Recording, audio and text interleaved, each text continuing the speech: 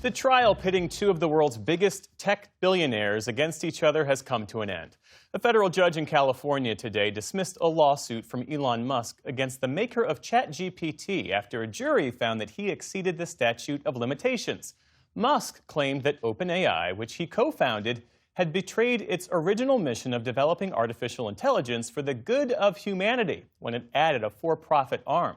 OpenAI's other co-founders, including Sam Altman, said that Musk knew of the company's plans all along. In a social media post, Musk called the verdict a, quote, terrible precedent and vowed to appeal. For more on this, we are joined now by Gerrit de Vynck. He's a tech reporter for The Washington Post who covered the trial. Gerrit, it's always good to see you. So you've got these two tech titans, 3 weeks in court, and the case gets thrown out on statute of limitations grounds. So Musk's team knew that this was going to be a hurdle. So why bring the case anyway?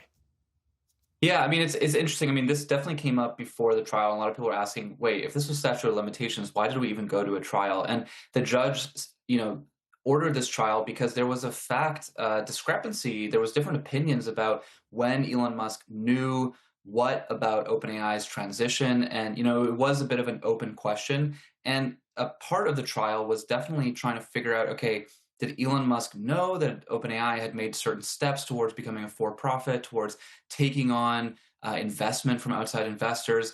Elon Musk said that, he was kind of sort of paying attention, but not really aware because he's very busy, even saying certain documents that have been sent to him that he only read the first page and decided not to keep going.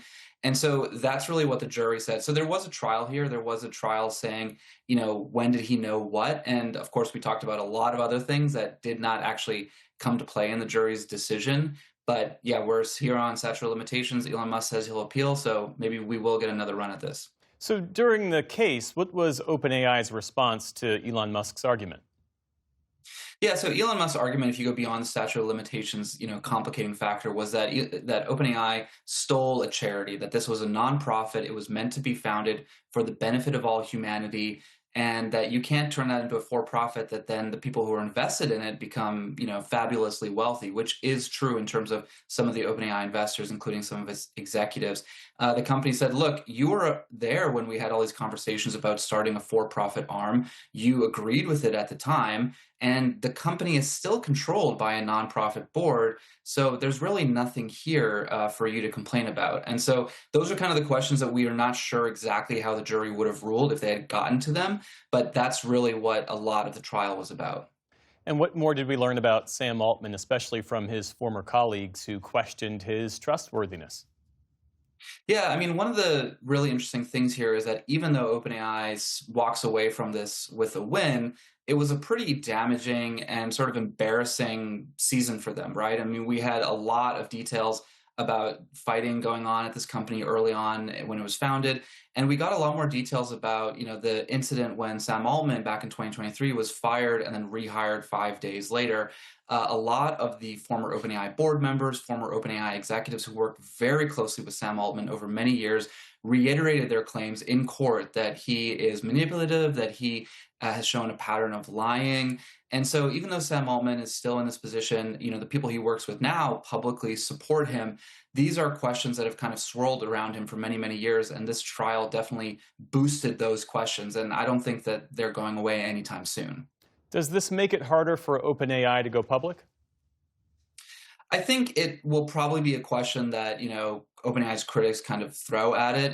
What about Sam Altman? Is he trustworthy? But at the same time, Sam Altman has been the boss of this company when it's seen some of the most incredible growth of any company, I would say, in history. And so I think the people who really, run the show at OpenAI, its big investors, Microsoft, SoftBank, its current board members, they all support Sam Altman. He's working for them. He's making things work. They're all making a lot of money. And so I think when this company goes public, it will be, not as much of an issue as maybe people like Elon Musk want it to be. And the fact that he's now had his lawsuit thrown out is something that OpenAI can draw on and say, look, a judge signed off on our situation. There's nothing nefarious going on here. Why don't you guys just leave us alone and let us continue being the company that we are? And Gerrit, for people who might see this as a high-profile schoolyard fight, a well-funded schoolyard fight, certainly, why does this matter? Yeah, I mean, I think, it matters because we had these two extremely powerful men on the stand. They were under oath and they were asked questions. We had a lot of information, brought up through discovery and through evidence that was presented in the trial about how OpenAI operates, how wealthy its leaders are. We know detailed information about the personal investments of people like Sam Altman. That all helps people like me, historians who are going to be writing this chapter about the AI revolution, really understand what happened here. And I think this trial just brought a lot of transparency to one of the most important companies of our day. And so I think regardless of the outcome, that is definitely something that will benefit the public's understanding of the AI revolution. Gerrit Vynck of the Washington Post, thank you for sharing your reporting with us. Always good to see you. Anytime.